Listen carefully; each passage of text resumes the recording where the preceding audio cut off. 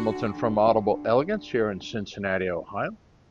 We are located on Montgomery Road, a couple doors north of the inn.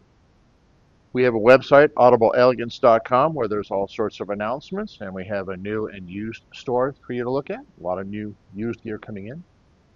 We do work on Facebook, Instagram, and X, and we are continuing our drive for Bradley, one of our employees who's got some severe medical issues, so we have a GoFundMe for him, and we have been receiving some nice equipment and donations that we will sell to help fund his journey in the medical world.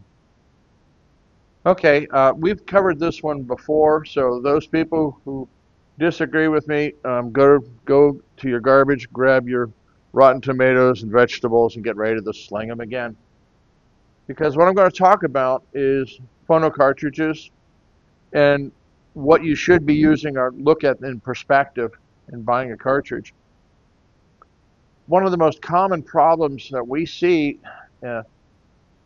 beyond mechanically being an inappropriate cartridge is spending way too much money on a phono cartridge in comparison to the quality of the turntable itself.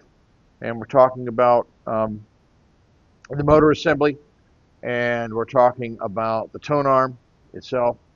These are essential elements for a cartridge to really perform at its peak.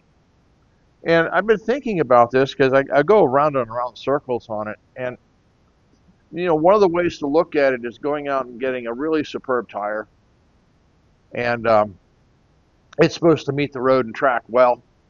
And you put it on a car where the bearings are shot.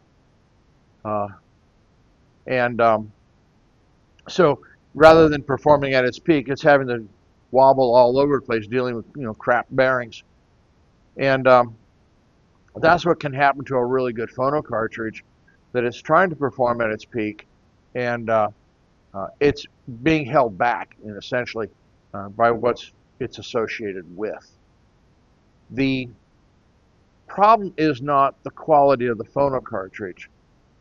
Certainly, an excellent phono cartridge in and of itself can sound better than, say, a little $50 Riga. The problem is that you're not getting the full benefit out of that cartridge design at all.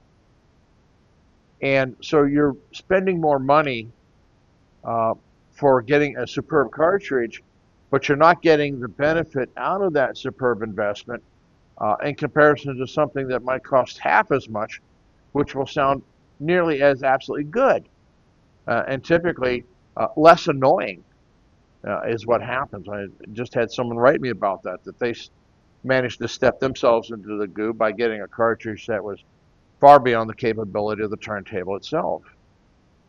So, I'm not denying that there are great phono cartridges out there. We sell them. We have Clear Audio, we've got Goldring, we've got Riga, and others from Musical Surroundings, which are very fine cartridges. And but getting the most out of the investment is dependent upon the quality of the turntable.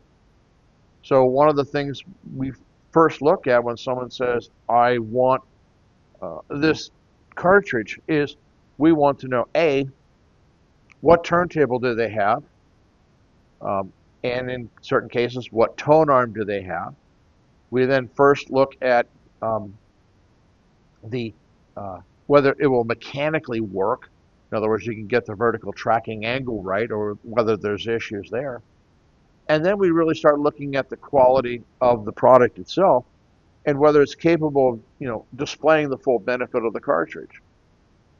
And we just had a case where someone bought a very lovely Ortofon cartridge, and basically, the only way of describing it is that the value of the cartridge was probably equal to the value of the turntable. And that's just completely upside down. And and this table wasn't exactly, this table was a second to begin with, and had been physically dropped. So there were all sorts of issues, red flares about this, but he already had the cartridge. The table was not what we expected to come in, but that's what he brought, and that's what we had to deal with. but it's not an ideal scenario. Uh, will the cartridge fail prematurely? Of course not. It'll perform its life, but again, you're not getting the full benefit of the cartridge, and that's what we look at. If you're going to spend the money on a product, we want to make sure you get the full benefit of it, not hobble it. And that's how we care about it. And, I mean, it certainly pays us to sell more expensive cartridges. I mean, we benefit more than the customer. That's not the relationship that I want. I want the customer to be very happy with the results and be encouraged to, in the future, come back to us, maybe upgrade the table, maybe buy another cartridge that he enjoyed. That's fine. But you know, let's be honest. In terms of dollar for dollar, I'd love to sell $1,000 cartridge to everybody every day, but it's not fair to the customer. It's not right, so I won't do it. So go ahead and start slinging the tomatoes, because I know some of you, just don't take that position, but I do, and that's what Audible Elegance believes.